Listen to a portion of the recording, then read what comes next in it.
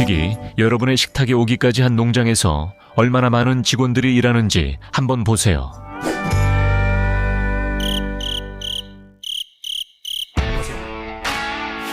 그건 육안으로는 볼 수 없기 때문이에요. 저는 미생물에 대해 말하고 있습니다. 곰팡이와 박테리아가 농작물을 보호할 수 있다는 사실과 일부 회사들이 이를 위해 미생물을 키운다는 것을 알고 있었나요? 오늘은 생물학적 동반자인 바이오 인수물이 어떻게 만들어지는지 알아볼 거예요. 미생물과 식물 추출물로 만들어진 이 제품들은 해충을 퇴치하고 농작물의 성장을 자연스럽게 촉진합니다. 함께 보시죠.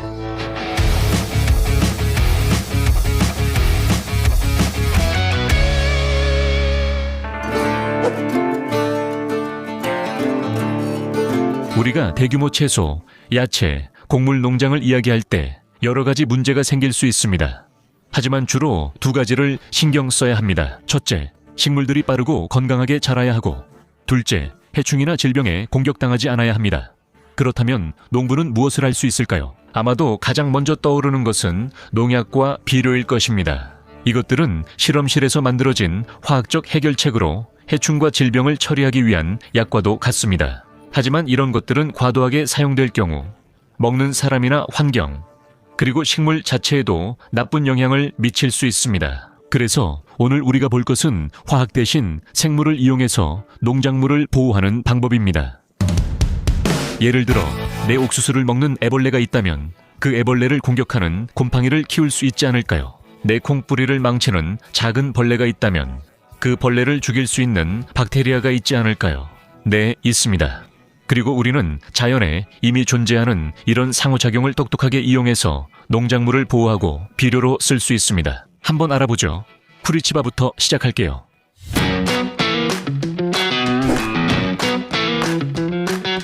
비오트롭 같은 회사들은 이런 미생물을 농지에 공급합니다. 이들은 곰팡이나 박테리아 같은 생물학적 원천에서 나온 제품이거나 미생물 자체가 만들어내는 물질입니다. 이 제품들은 식물과 토양에 직접 적용하도록 만들어졌으며 독성 잔류물이 남지 않고 저항성 해충이나 질병에 대한 위험도 훨씬 적습니다. 왜냐하면 이들은 한 가지 방식으로만 공격하지 않기 때문입니다. 이것은 다양한 전략으로 여러 미생물들이 팀을 이루어 함께 작용하는 조합입니다. 어떤 미생물들은 식물을 강화하고 영양을 공급하는 반면 다른 미생물들은 뿌리를 공격하는 기생충이나 잎을 공격하는 곤충을 제어합니다. 그리고 이 모든 것은 쿠리치바에 있는 첨단 미생물 증식센터 중 한 곳에서 이루어집니다.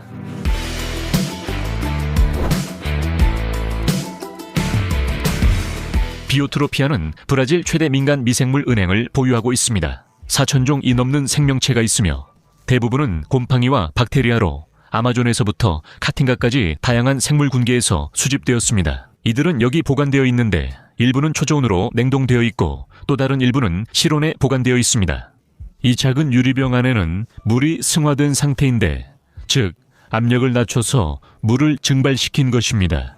이렇게 하면 곰팡이와 박테리아를 30년 이상 보존할 수 있습니다.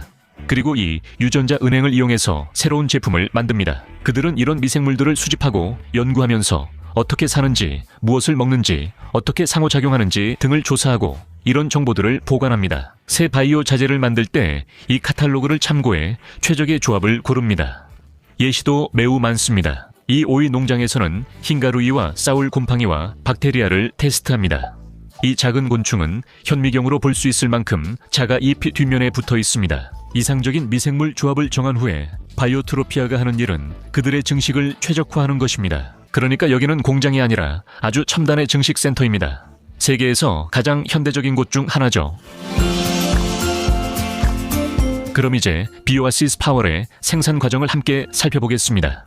이 제품은 고온과 긴 가뭄 기간에 시달리는 식물들을 돕기 위해 만들어졌습니다. 이 제품의 포뮬러에는 카팅가와 같은 건조한 환경에서 온 박테리아가 들어있습니다. 그리고 이 박테리아들은 뿌리 근처에 물을 저장할 수 있어서 식물들이 사용할 수 있는 수분 저장고를 늘려줍니다. 모든 것은 이 초저온 냉동고에서 시작됩니다. 여기에는 매우 낮은 온도에서 바이알에 담긴 박테리아들이 냉동 보존되어 있습니다. 그리고 이제 도전은 이 몇 밀리리터를 거대한 것으로 만드는 것입니다.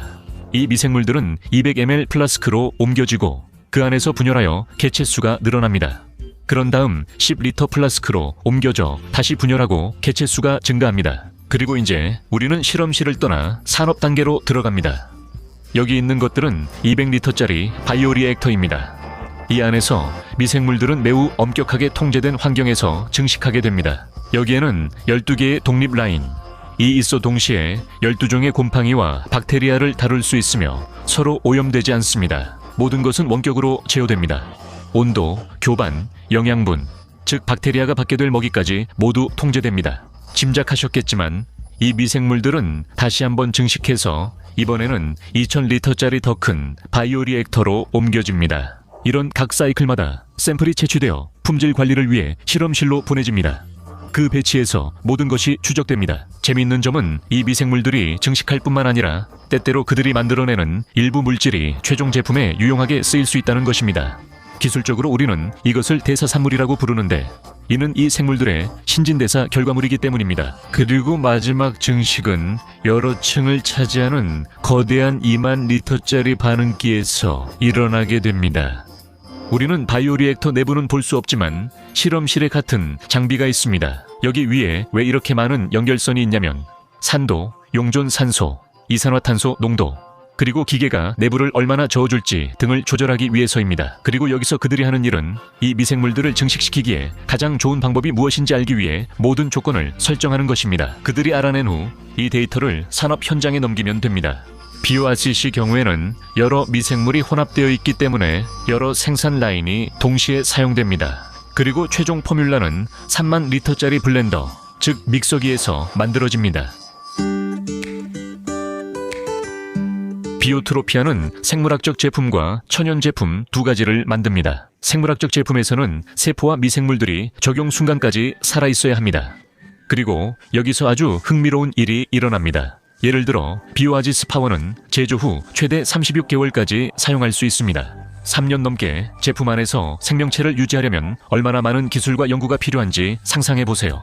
반면에 천연 제품은 식물 추출물이나 생물학적 제품의 발효를 통해 만들어진 것들입니다. 이런 제품들은 살아있는 세포에 대한 모든 주의가 필요하지 않으며 바로 여기에서 모든 것이 포장됩니다. 각 바이오 인수문은 많은 과학과 기술의 산물이며 여기서 우리는 정말로 과학에 깊이 들어갑니다. 그러니까 저는 여기서 분자 생물학 실험실에 대해 말하고 있는데 여기서는 각 미생물의 유전적 특성을 이해하기 위해 DNA 시퀀싱을 합니다. 이 시퀀싱을 마친 후에는 아직 해석해야 할 수천 개의 생물학적 데이터가 남아 있습니다. 그래서 저는 이 생물학적 정보를 해석하기 위해 모델링을 하고 알고리즘을 활용하는 바이오 인포메틱스 팀 전체가 있습니다. 그리고 이것이 우리가 이 정도 수준의 기술 개발에 도달할 수 있게 해주는 것입니다. 이것을 농업 분야에 적용하는 것은 매우 보람 있는 일이고 브라질 농업이 세계적으로 바이오 인풋 개발의 기준이 되는 것도 결코 우연이 아닙니다. 정말 멋지네요. 이 제품은 농업 처방전이 필요하지 않습니다. 이는 사람들과 환경에 매우 안전하다는 의미로 마치 처방전 없이도 살 수 있는 약과 같습니다. 바이오트로피카는 개발 중인 모든 제품을 테스트해야 하며 바로 그 일이 첨단 신기술 센터인 바이오 오라클에서 이루어지고 있습니다.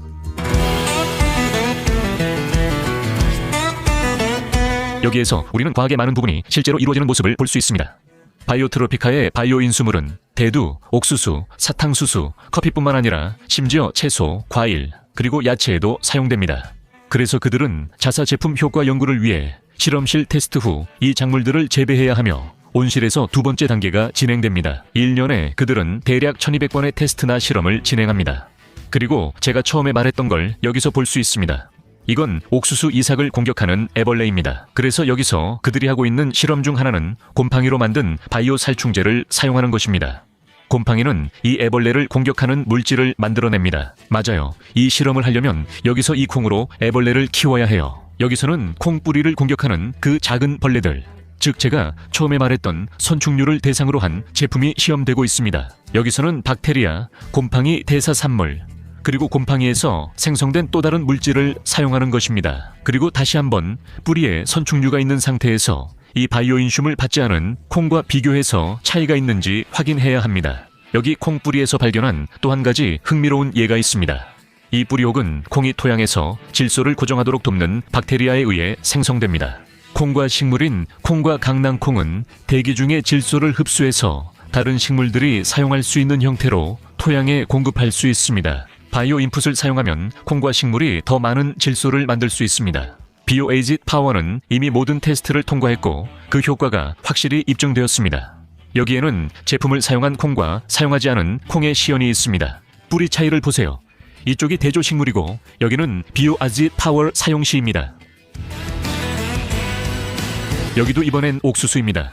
비오아시드 파워 미사용과 사용 비교입니다.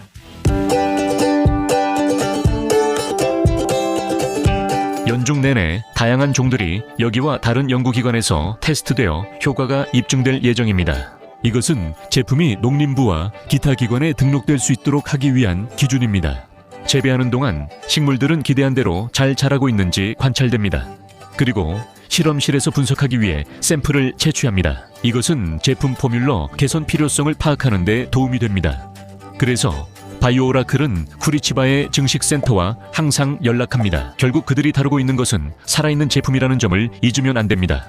이 제품은 꾸준한 관리가 필요합니다. 많은 고객들이 여기 와서 제품이 어떻게 작동하는지, 특히 아직 시장에 출시되지 않은 혁신적인 제품들이 어떻게 작동하는지 직접 확인합니다. 왜냐하면 여기서는 평가와 테스트가 실험실뿐만 아니라 실제로도 이루어지기 때문입니다. 온실 단계가 끝나면 테스트는 여기 야외에서 진행되는데 실제 농부가 마주하게 될 환경과 훨씬 더 비슷한 조건에서 이루어집니다.